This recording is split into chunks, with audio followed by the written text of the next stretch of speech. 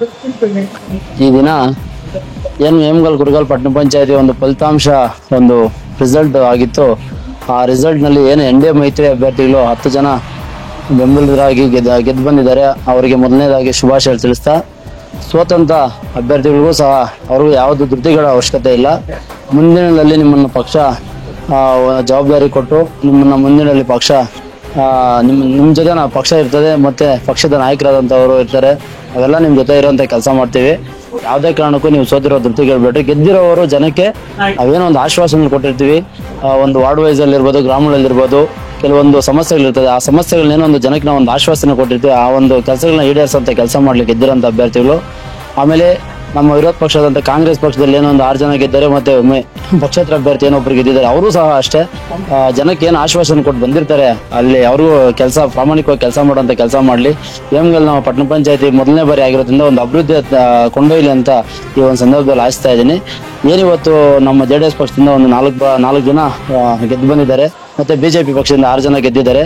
ಈ 6 ಮತ್ತೆ 4 10 ಜನ ಸೇರಿ ಈ ಮುಂದಿನಲ್ಲಿ ಈ ಭಾಗದಲ್ಲಿ 2028 ಸಾರ್ವತ್ರಿಕ ಚುನಾವಣೆ ಬರುವಷ್ಟೊತ್ತಿಗೆ ಇವರೊಂದು ಇಲ್ಲಿ ನಮಗೆ ಒಂದು ಪಿಲ್ಲರ್ ಕೆಲಸ ಮಾಡಬೇಕು.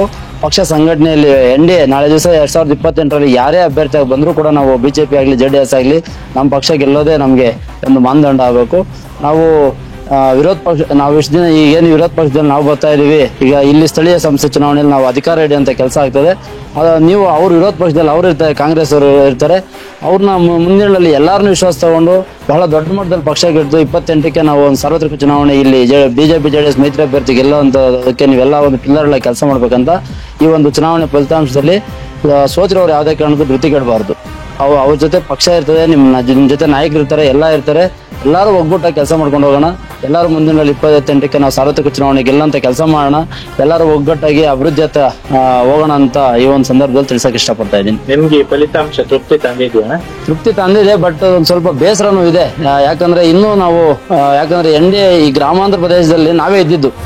ಈಗ ಕಾಂಗ್ರೆಸ್ ಮತ ತಗೊಂಡ್ರೆ ನೋಡಿದ್ರೆ ಒಂದ್ ಸ್ವಲ್ಪ ನಮ್ಗೆ ಬೇಸರನೂ ಇದೆ. ಯಾಕಂದ್ರೆ ಈ ಗ್ರಾಮಾಂತರ ಪ್ರದೇಶದಲ್ಲಿ ಕಾಂಗ್ರೆಸ್ ಅಷ್ಟೊಂದು ಬಲಿಷ್ಠವಾಗಿರ್ಲಿಲ್ಲ. ನಾವೇ BJP ಮತ್ತು JDS ಬಲಿಷ್ಠವಾಗಿದ್ದಂಥದ್ದು. ಸ್ವಲ್ಪ ನಮ್ಮಲ್ಲಿ ಅಭ್ಯರ್ಥಿಗಳನ್ನ ಆಯ್ಕೆ ಮಾಡ್ಕೊಳ್ಳೋ ವಿಚಾರದಲ್ಲಿ ಒಂದ್ ಸ್ವಲ್ಪ ಇಬ್ಬರಲ್ಲೂ ಹೊಂದಾಣಿಕೆ ಬಹಳ ದೊಡ್ಡ ಮಟ್ಟದಲ್ಲಿ ಆಗಿದ್ದಿದ್ರೆ ಇವತ್ತು ಇನ್ನೂ ನಾವು ಬಲಿಷ್ಠವಾಗಿ ಗೆಲ್ಲುವಂತ ಕೆಲಸ ಆಗ್ತಾ ಇತ್ತು. ಆದ್ರೂ ಸಹ ಇವತ್ತು ಎಲ್ಲೋ ಒಂದ್ ಕಡೆ ನಾವು ಬಹಳ ದೊಡ್ಡ ಮಟ್ಟದ ಗೆಲುವನ್ನು ಕಂಡಿದ್ದೀವಿ ಮೈತ್ರಿ ಅಭ್ಯರ್ಥಿಗಳು. ಇದು ಮುಂದಿನಲ್ಲಿ ನಾವು ಎಲ್ಲರೂ ಇನ್ನೂ ಒಂದುಗೂಡ್ಕೊಂಡು ಒಂದು ಬಲಿಷ್ಠವಾದಂತ ಒಂದು ಇದನ್ನ ಕಟ್ತೀವಿ, NDA ಕಟ್ತೀವಿ ಅಂತ ಈ ಒಂದು ಸಂದರ್ಭದಲ್ಲಿ ಹೇಳಕ್ ಇಷ್ಟಪಡ್ತೀವಿ.